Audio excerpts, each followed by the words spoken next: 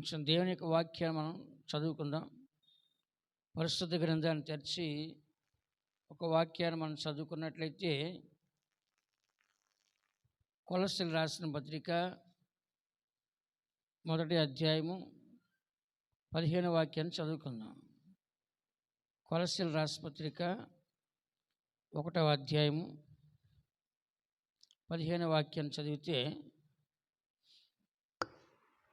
ఆయన అన్నిటికంటే ముందుగా ఉన్నవాడు, ఆయనే సమస్తమునకు ఆధారభూతుడు. ఇక్కడ మనం చదువుతున్నాము కొలస్సీలు రాసిన పత్రిక 1వ అధ్యాయం 15వ వాక్యంలో, ఆయన అదృశ్య దేవుని స్వరూపి అయి సర్వ సృష్టికి ఆది సంభూతుడై ఉన్నాడు. ఇక్కడ మనం చదువుతున్న వాక్యంలో ఆయన అదృశ్య దేవుని స్వరూపి. ఎవరంట ఆయన? యేసుక్రీస్తు. ఎవరంట? దేవుడు అదృశ్య స్వరూపి. తండ్రి అయిన దేవుడు అదృశ్యుడు. ఆయన బయటికి కనబడతాడా? ఎవరికి కనబడ్డాను. కాబట్టి దేవుడు ఎవరికి కనబడ్డు, కానీ ఉన్నాడు, కార్యం చేస్తున్నాడు, కానీ కనపడ్డు.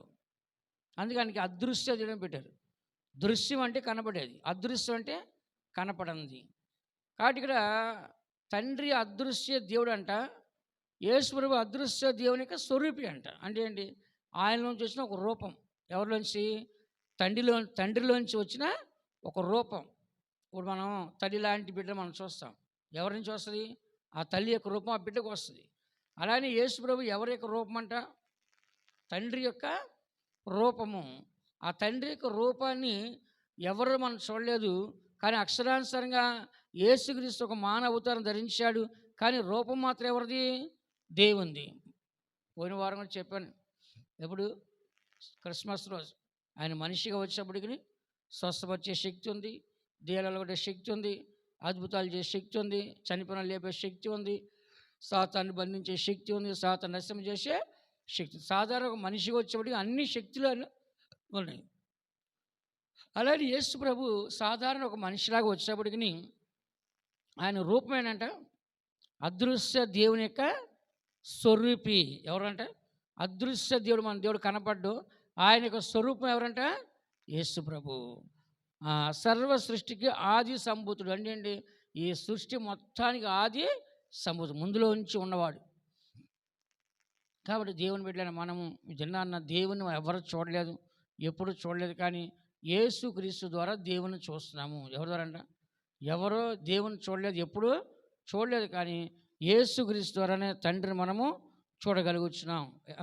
యోహాను సువార్త 1వ అధ్యాయము 18వ వాక్యం మీరు చదవచ్చు. యోహాను సువార్త 1:18 ఆ మాట రాసి ఉండదు, చూడండి. ఎవడును ఎప్పుడైనను దేవుని చూడలేదు, తండ్రి రొమ్ముననున్న అద్వితీయ కుమారుడే ఆయనను బయలుపరచెను. ఇక్కడ మనం చదువుతున్న వాక్యంలో ఎవడను ఎప్పుడునూ దేవుని చూడలేదు, ఎవడనో ఎప్పుడునో దేవుని చూడలేదు, తండ్రి రొమ్మున నున్న అద్వితీయ కుమారుడే ఆయనను బయలుపరచెను. ఇప్పుడు ఎవరు మనకు బయలుపరిచారు తండ్రిని? ఆయన రొమ్మున ఆనుకున్న యేసుక్రీస్తు. అంటే యేసుక్రీస్తు ఎక్కడ ఆనుకున్నాడండి? తండ్రి యొక్క రొమ్మున ఆనుకున్నాడంటే పరలోకంలో. బైబిల్ మనం చదువుతున్నాం, అబ్రహాం యొక్క రొమ్మున లాజరు ఆనుకుని చెప్పేసి. మళ్ళీ బైబిల్లో చదువుతున్నాం, యేసు ప్రభు యొక్క రొమ్మున యోహాను ఆనుకుని రాస్తుంది. యోహాను ఆనుకుని రాస్తుంది, రొమ్మున ఆనుకుని రాస్తుంది. అలాగా అంటే దేవునికి బాగా సన్నిహితమైన వారు అక్కడ రొమ్మున ఆనుకుంటారు. అబ్రహాం రొమ్మున ఎవరు ఆనుకున్నారు? లాజరు అనుకున్నాడు. యేసు ప్రభు యొక్క రొమ్మున ఎవరు అనుకున్నారు? యోహాను అనుకున్నారు. తండ్రి దేవుని రొమ్మున ఎవరు అనుకున్నారు? యేసు ప్రభు అనుకున్నాడు. ఎవడనో ఎప్పుడునో దేవుణ్ణి చూడలేదు, కానీ ఆయన అద్వితీయ కుమారుడు ఆయన రొమ్మున అనుకున్న ఆయన, చూసారా, అద్వితీయ కుమారుడే ఆయనను మనకి బయలుపరచెను. ఇప్పుడు ఇక్కడ దేవుడు అదృశ్య దేవుడు, కానీ యేసుడు ఎవరంట? ఆయన యొక్క స్వరూపము. అందుకని మనం చదువుతున్నాం. ఇప్పుడు దేవుని ఎవరి ద్వారా చూస్తాం? మనము యేసుక్రీస్తు ద్వారా చూస్తున్నాము. యేసుక్రీస్తు ద్వారా బయలుపరచబడుతున్నాడు దేవుడు. యేసుక్రీస్తు ఎలా ఉన్నాడో దేవుడు అలాగే ఉన్నాడని యేసు ప్రభు చెప్పాడు. యోహాను సువార్త 14వ అధ్యాయం చూడండి, అక్కడ అడిగాడు శిష్యుడు, అయ్యా మీ తండ్రి మాత్రం మాకు చూపించు అంటే ఆయన చెప్తున్నాడు, ఏమన్నాడు, నన్ను చూస్తే నా తండ్రిని చూసినట్లే. యోహాను సువార్త 14వ అధ్యాయము, యోహాను సువార్త 14వ అధ్యాయము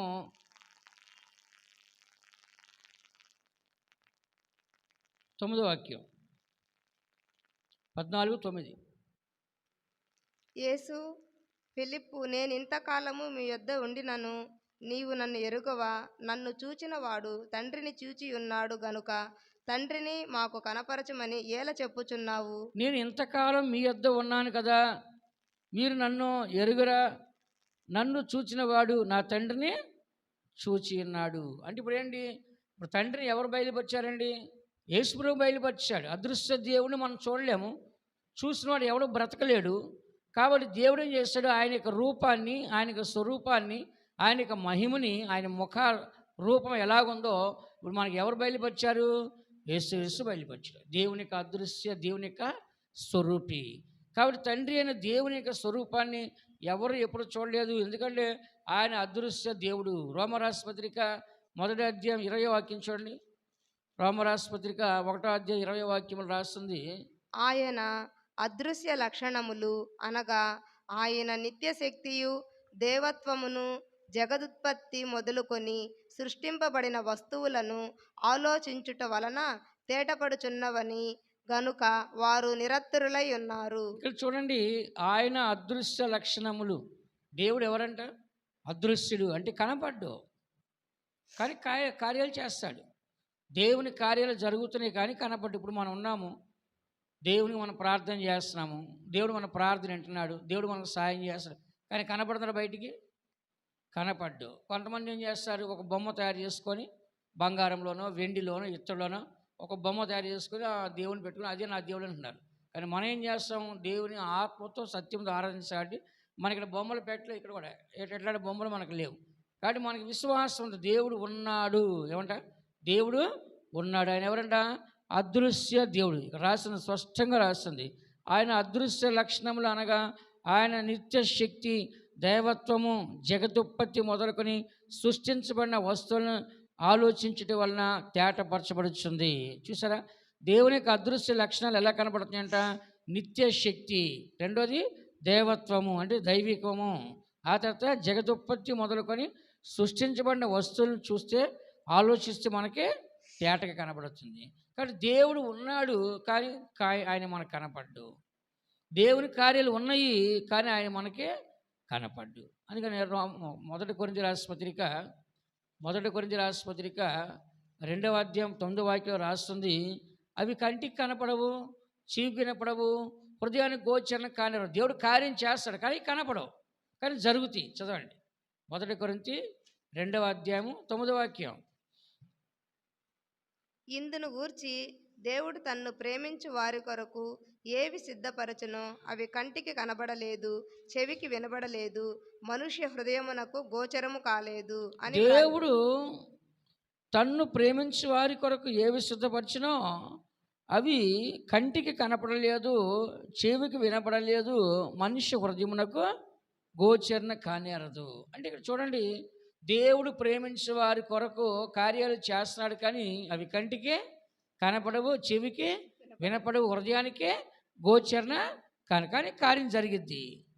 విశ్వాసంతో కార్యము జరిగిద్ది. ఇప్పుడు యేసుప్రభు ఉన్నాడు బైబిల్లో, ఏమని చెప్పాడు? కుష్ఠరోగుల్ని మీరు వెళ్ళండి స్వస్థత పొందుతారన్నాడు. వాళ్ళు వెళ్ళారు, దారిలో స్వస్థ పొందారు. దానికి కనపడిందా? స్వస్థత అయితే జరిగింది కానీ ఎలా జరిగింది కనపడిందా? వాళ్ళకి తెలిసిందా? లేదు. తర్వాత అయ్యా మాకు కుష్ఠరోగం పోయిందని చెప్పి వచ్చారు. అలాగే దేవుడు 5 రొట్టెలు 2 చేపలు పట్టుకున్నాడు, ప్రార్థన చేశాడు, 5,000 మంది తిన్నారు, ఇంకా మిగిలిపోయినాయి. కార్యం జరిగింది కానీ క్లియర్ కనపడింది అక్కడ? కనపడలేదు. శిష్యులు అన్నారు, అయ్యా ఇంతమందికి ఎలా పెడతామని. మీరు కూర్చోబెట్టలయ్యా, ఏం కాదు నేను చేస్తా ప్రార్థన చేశాడు. 5 రొట్టెలు 2 చేపలు ఎన్ని అయినంట? 12 గంపలు మిగిలినాయండి ఇంక తినగా. ఇలా ఎందుకు చెప్తానంటే మన దేవుడు అదృశ్య దేవుడు. కొంతమంది అంటారు, మీ దేవుడు నిజమైతే నాకు చూపించు, నాకు కనపడమని చెప్పు అంటారు. దేవుడు కనపడితే ఇంకేముంది చెప్పండి? దేవుడు కనపడితే ఇంకేముంది అందరికీ?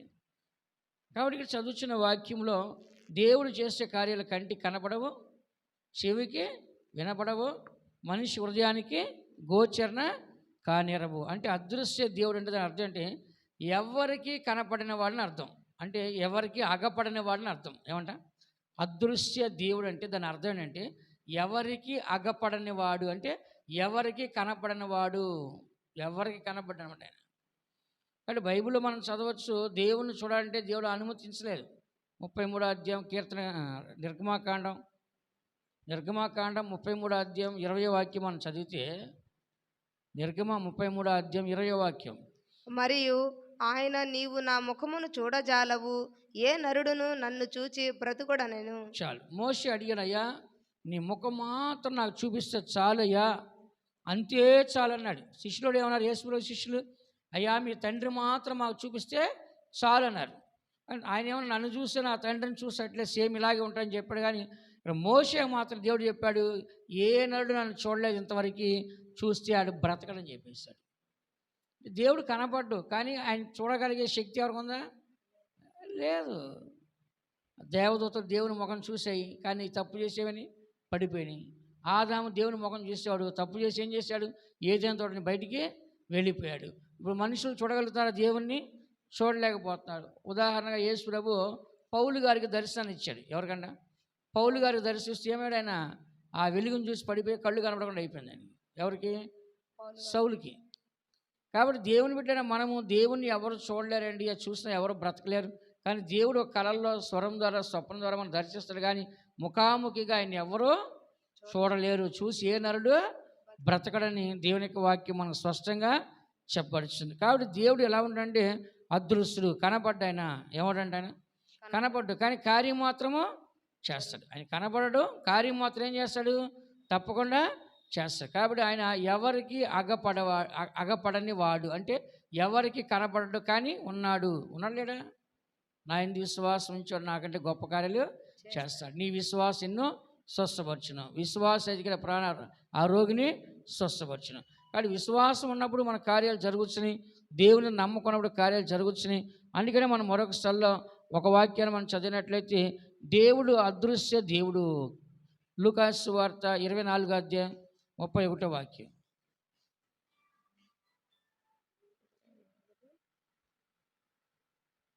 24:31. వారి కన్నులు తెరవబడి ఆయనను గుర్తుపట్టిరి, అంతటా ఆయన వారికి అదృశ్యుడాయెను. ఇక్కడ మనం చూసినట్లయితే యేసు ప్రభు చనిపోయిన తర్వాత ఎమ్మాయు గ్రామం నుంచి ఇద్దరు వ్యక్తులు వచ్చి ఆ యొక్క యేసు ప్రభు యొక్క సిలువ మరణాన్ని చూసి, ఆ సిలువ మరణం నుంచి వాళ్ళు ఏం చేస్తారు? వెళ్తా ఉన్నారన్నమాట. వెళ్తున్నప్పుడు యేసు ప్రభు వాళ్ళ దగ్గరికి వెళ్ళి మాట్లాడి, అయ్యా మీరు ఎవరి గురించి మాట్లాడుతున్నారంటే యేసు ప్రభు గురించి అన్నారు.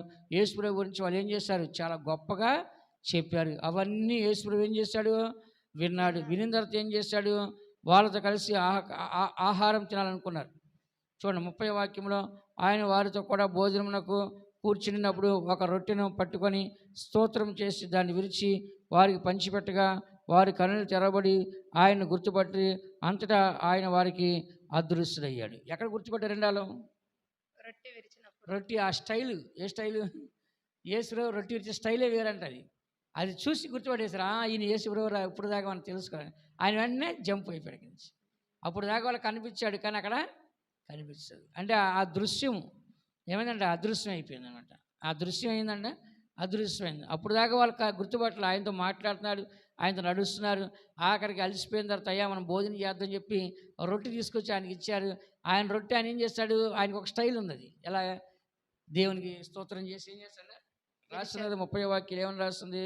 ఆయన వారితో కూడా భోజనం కూర్చున్నప్పుడు ఒక రొట్టెను పట్టుకొని స్తోత్రం చేసి, అంటే ఏంటి? ప్రార్థన చేస్తాడు. ఏం చేస్తాడు?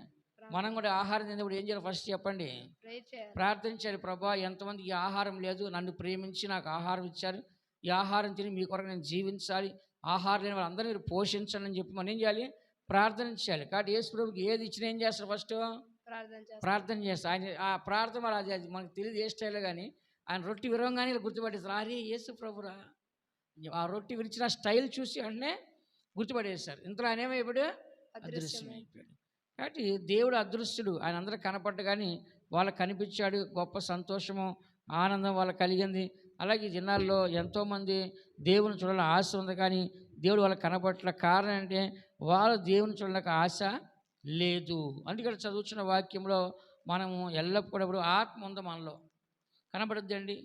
సిటీ స్కానింగ్, ఎంఆర్ఐ స్కానింగ్ తీసి కనపడుద్దా? కానీ ఆత్మ ఉందా లేదా? ఉంది. ఉంది. కనపడుద్దా? కనపడదు. చెప్పండి, కనపడుద్దా? మనస్సు ఉంది కానీ కనపడుద్దా? కనపడదు. అలాగే దేవుడు ఉన్నాడు, కనపడతాడా? కనపడ్డా. అందుకని దేవుని బిడ్డలైన మనం అందరం కూడా ఈ సత్యాలు మనం చదువుతున్నాం. దేవుడు ఎంతో గొప్పవాడు, ఆయన ఎన్నో గొప్ప కార్యాలు చేస్తాడు. అయితే ఆయన మనకు కనపడ్డు, ఆయన మాత్రం ఉన్నాడు. దాన్ని మనం విశ్వసించాలి. మనం నశించిపోయేదాన్ని కాదండి, అదృష్టమైన దాన్ని చూడాలి. హెబ్రీయుల రాసిన పత్రిక 11వ అధ్యాయం 1వ వాక్యాన్ని చదువుకుందాం. హెబ్రీయుల రాసిన పత్రిక 11వ అధ్యాయం 1వ వాక్యాన్ని చూడండి. విస్- 11వ విశ్వాసం అనున్నది నిరీక్షింపబడు వాటి యొక్క నిజ స్వరూపమును, అదృశ్యమైనవి యున్నమనుటకు రుజువునై ఉన్నది. ఇక్కడ మనం చదువుతున్నాం, విశ్వాసం అన్నది నిరీక్షింపబడి వాటి యొక్క నిజ స్వరూపము, అదృశ్యమైనవి యున్నవనుటకు రుజువైనది. విశ్వాసం అంటే ఎలా ఉందంట? నిరీక్షించటం అంటే ఎదురు చూడడం. విశ్వాసం ఏంటి? ఎదురు చూడడం. నిరీక్షించండి, ఎదురు చూడడం. కాబట్టి నిజస్వరూపము ఎక్కడుందా? ఎలా ఉందంట? నిజస్వరూపమును అదృశ్యమైనవి యున్నవనుటకు రుజువైంది. విశ్వాసం అనేది ఎదురు చూస్తున్నాం, కానీ నిజస్వరూపం ఎలా ఉందంట? నిజస్వరూపం అదృశ్యమైన వాటిని ఉన్నవనుటకు రుజువైంది. అంటే ఏంటి?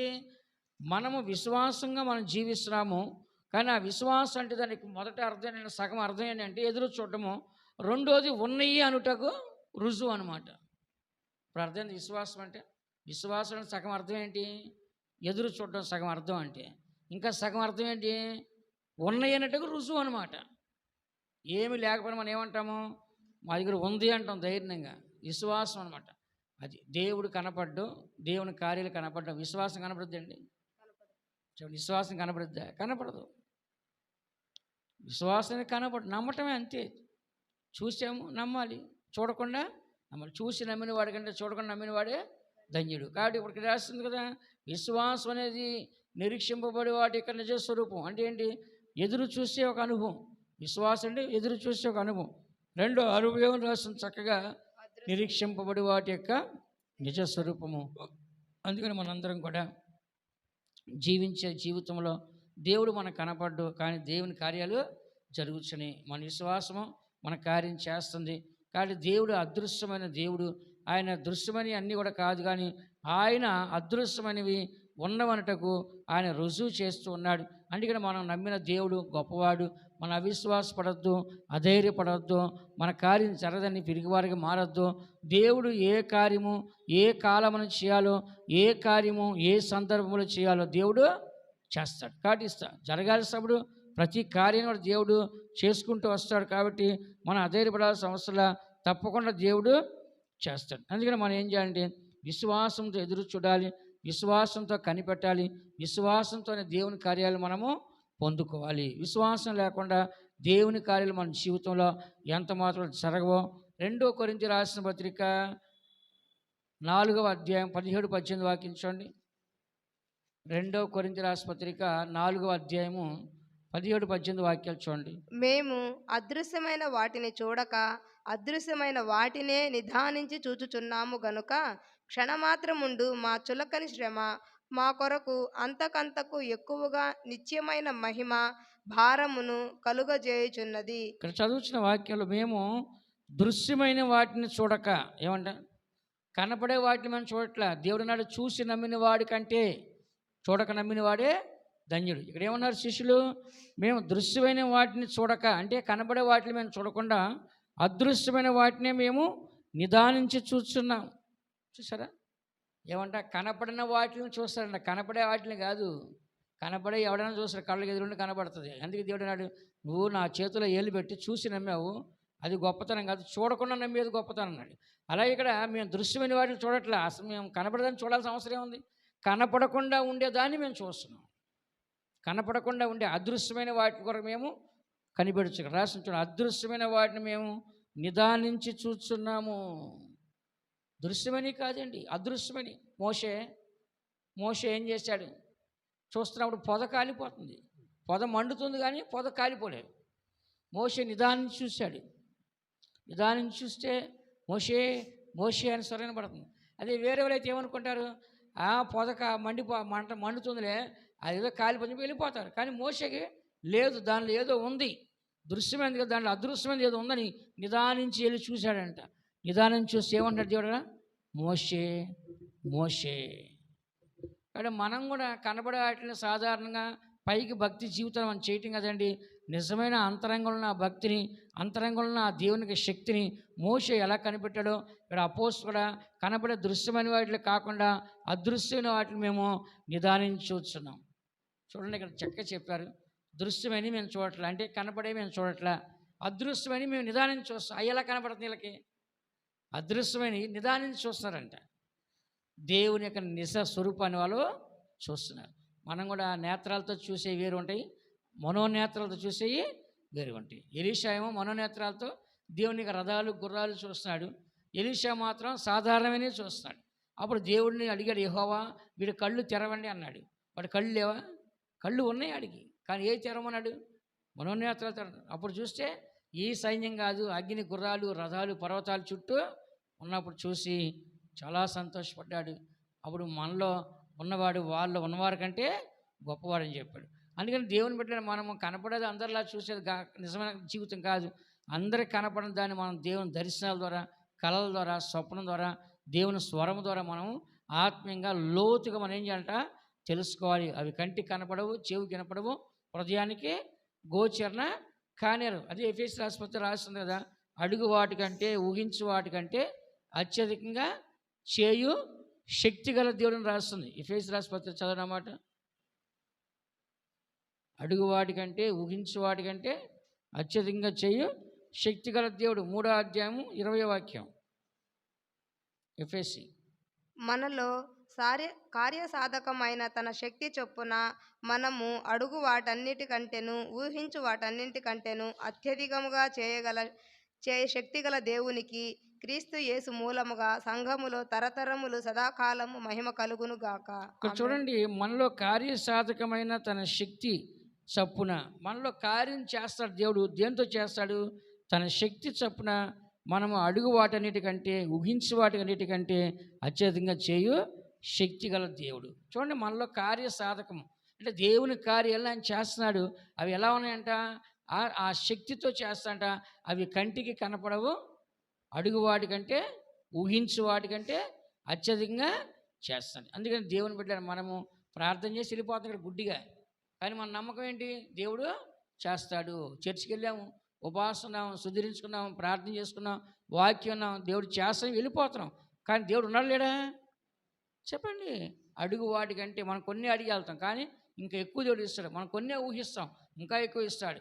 కాబట్టి అడుగు వాటికంటే ఊహించే వాటికంటే ఏం చేస్తాడు దేవుడు? అత్యధికంగా దేవుడు సహాయము చేస్తాడు. అందుకని దేవుని బిడ్డ మనము ఈ చివరి దినాల్లో దేవుని ఎవరు చూడలేదండి. పరిశుద్ధత లేకుండా ఎవడు ప్రభుని చూడ్డు, హృదయ శుద్ధి లేనివాడు ఎవడు ప్రభుని చూడ్డు, కీడు చేస్తాడు ఎప్పుడు దేవుణ్ణి చూడ్డు, పాపం చేస్తాడు ఎప్పుడు దేవుణ్ణి చూడ్డు అని రాస్తాం స్పష్టంగా. ఆ మాట చదువుతారా? ఎందుకు వీళ్ళు చూడరంటే దేవుణ్ణి చూడలేకపోవడం గల కారణం అంటే హృదయ శుద్ధి లేదు. మత్తయి సువార్త 5వ అధ్యాయం 9వ వాక్యం ఏం రాస్తుంది? హృదయ శుద్ధి గల వారు ధన్యులు, వారు దేవుణ్ణి చూసేదారు. దేవుణ్ణి చూడాలంటే ఏముండాలి? హృదయ శుద్ధి అనేది ఉండాలి. హెబ్రీ రాసిన పత్రిక 12వ అధ్యాయం 14వ వాక్యం ఏం రాస్తుంది? పరిశుద్ధత లేకుండా ఎవడు ప్రభుని చూడడు. కాబట్టి పరిశుద్ధత లేకుండా ప్రభుని చూసే భాగ్యం ఎవరికి దొరకదు. పరిశుద్ధత ఉంటేనే వాళ్ళకి దొరికిద్ది. 1 యోహాను రాసిన పత్రికలో మన 3వ అధ్యాయంలో ఏమని రాస్తుంది? పాపం చేసేవాడు దేవుని చూడని రాస్తుంది.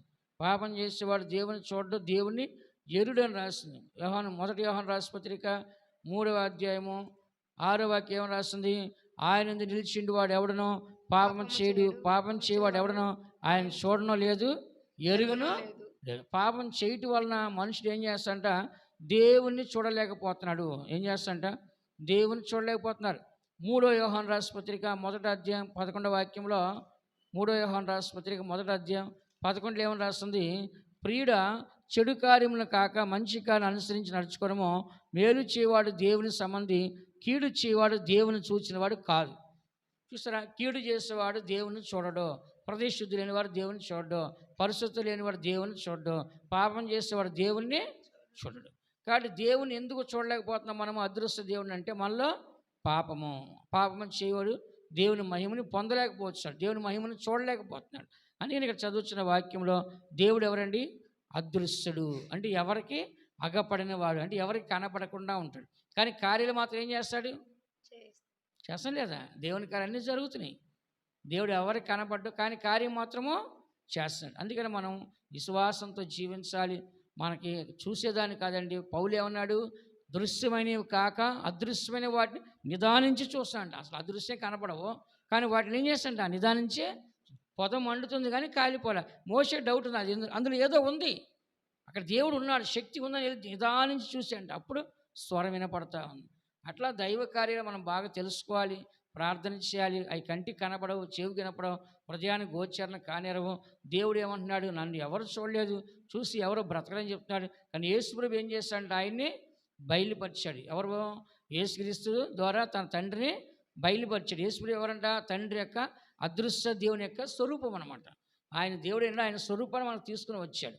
కాబట్టి ఇక్కడ మనం చదువుతున్న యేసుప్రభు మనకు బయలుపరచబడ్డాడు. నన్ను చూస్తే నా తండ్రిని చూసేట్లే. కాబట్టి దేవుని చూస్తే అందరికి ఏమంట? భయం. మనోహ అంటే ఎవరో? సంసోన్ తండ్రి. అయ్యో నేను దేవుని చూశాను, చచ్చిపోతాను చెప్పి భయపడ్డాడు. యెషయా ఏమన్నాడు? అయ్యో నేను దేవుని చూశాను, నేను చచ్చిపోతాను చెప్పి భయపడ్డాడు. కానీ దేవుడు వాళ్ళని చంపేయలేదు. కాబట్టి వాళ్ళు చూసే భాగ్యాన్ని దేవుడు ఇచ్చాడు. అందుకని దేవుని బిడ్డలే మనము చివరి దినాల్లో వచ్చిన మనందరూ అదృశ్య దేవుని మనం నమ్మి ఉన్నా. ఇప్పుడు మన దేవుడు కనపడతాడా? చెప్పండి, కనపడతాడా? కనపడ్డు. అలాగనే కార్యం చేస్తాడు, చేయడా? కార్యం మాత్రము చేస్తాడు. అందరి కండ్లు మూసుకోండి.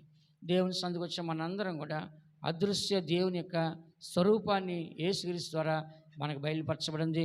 తండ్రిని ఎవరు చూడలా, ఎప్పుడు చూడలా, తన కుమారుడే మనకు బయలుపరిచాను. మనం చదువుతున్నా.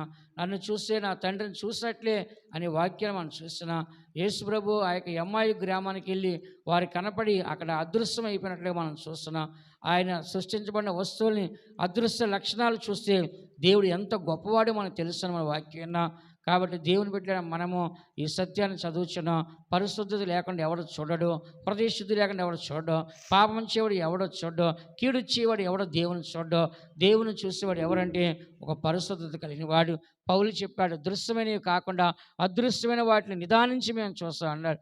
కాబట్టి మనం కూడా కనపడే వాటిని కాదండి, కనపడిన దేవుణ్ణి, కనపడిన పరలోకాన్ని, కనపడిన నిత్య శక్తిని, పరలోకంలో ఉన్న దేవుణ్ణి మనం చూడాలి. ఈ లోకం మనకు శాశ్వతం కాదు, ఇది అయోగ్యమైనది. ఒక దినాన్ని మనం విడిచిపెట్టి వెళ్ళిపోవాలి.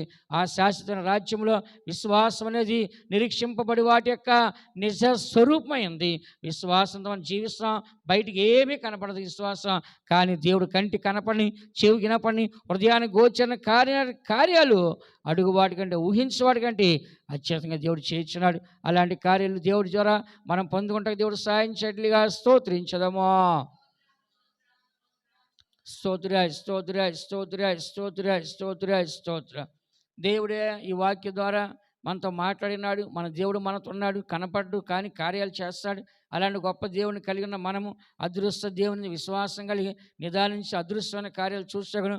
అవి కంటికి కనపడిన, చెవికి వినపడిన, హృదయానికి గోచరణ కార్యాలు పొందుకోవడానికి దేవుడు సాయం చేయట్లుగా స్తోత్రించదమా.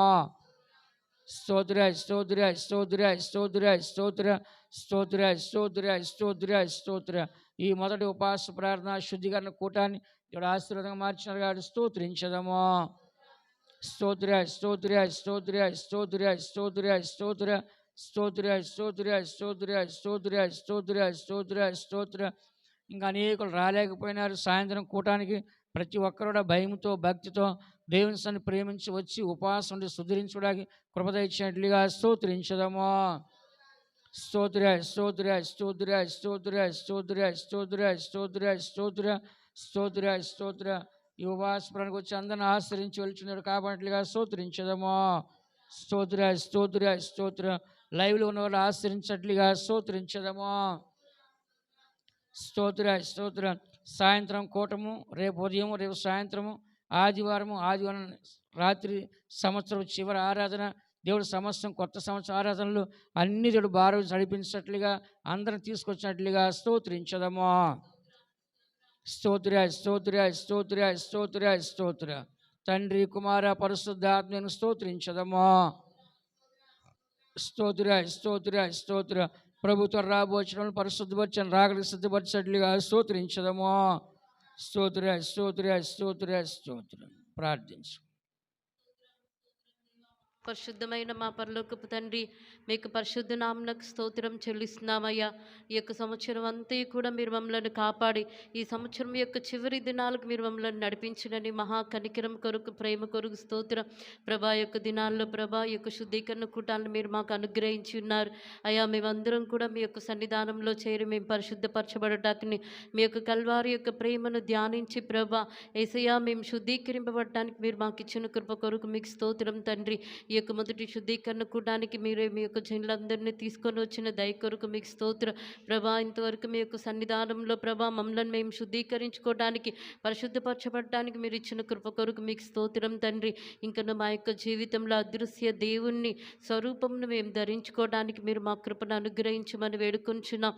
అవును తండ్రి, మీరు అదృశ్య దేవుడుగా ఉండి మీ దివ్యమైన స్వరూపాన్ని మీరు మాకు అనుగ్రహించి ప్రభా, ఆ ప్రభా మీరు అద్భుతమైన కార్యములను, ఆశ్చర్యమైన కార్యములను మీరు మా ఎడలో జరిగించున్నారు కనుక మేము ఈ యొక్క దినాల్లో పరిశుద్ధత కలిగిన వారముగా, పాపము లేనటువంటి వారముగా ప్రభా, కీడు చేయనటువంటి వారముగా జీవించే కృపను మీరు మాకు అనుగ్రహించండి. అవును తండ్రి, విశ్వాసంతో దినదినము ప్రభా మేము జీవించుటకును, అధికముగా మీ యొక్క సన్నిధానంలో ప్రార్థించుటకును మీరు మాకు కృప దయచేయమని వేడుకొంచున్నాం. ఏ విధంగానైనా సంపూర్ణమైనటువంటి పరిశుద్ధతను పొందుకొని అదృశ్య దేవుని యొక్క స్వారూప్యమును ధరించుకునే కృపను మీరు అనుగ్రహించమని మమ్మల్ని మీ చేతికి సమర్పిస్తున్నామయ్యా. మమ్మల్ని అందరినీ కూడా మీరు సంపూర్ణంగా పరిశుద్ధపరిచి పవిత్రపరచమని వేడుకొంచున్న. ఇంకను సాయంకాలం జరుగుతున్న ఈ శుద్ధీకరణ రెండో కూటానికి కూడా జనులందరినీ తీసుకొని వచ్చి ప్రభా నీ సన్నిధానంలో మేము ఒక్కొక్కరం శుద్ధీకరింపబడి సంపూర్ణులుగా మార్చబడి నీ మహిమగల రాకల్లో మిమ్మల్ని సంధించే కృపను మాకు అనుగ్రహించమని యేసయ్య పరిశుద్ధ నామం అడిగి వేడుకొంచున్నాను తండ్రి. ఆమేన్. మన ప్రభువైన యేసుక్రీస్తు కృపయు, తండ్రి అయిన దేవుని యొక్క ప్రేమయు, పరిశుద్ధాత్మక సహవాసం మనకి పరిశుద్ధులకి ప్రభు రాకడ వరకు తోడేయండి గాక. ఆమేన్. హల్లెలూయా, హల్లెలూయా, హల్లెలూయా. అందరికీ స్తోత్రం. సాయంత్రం 6:30కి 6:30కి కూటము. అందరూ రండి. లైవ్లో ఉండేవాళ్ళు, లైవ్లో వినేవాళ్ళు కూడా సాయంత్రం 6:30 కల్లా వచ్చి కూటంలో పాల్గొనండి. స్తోత్రం.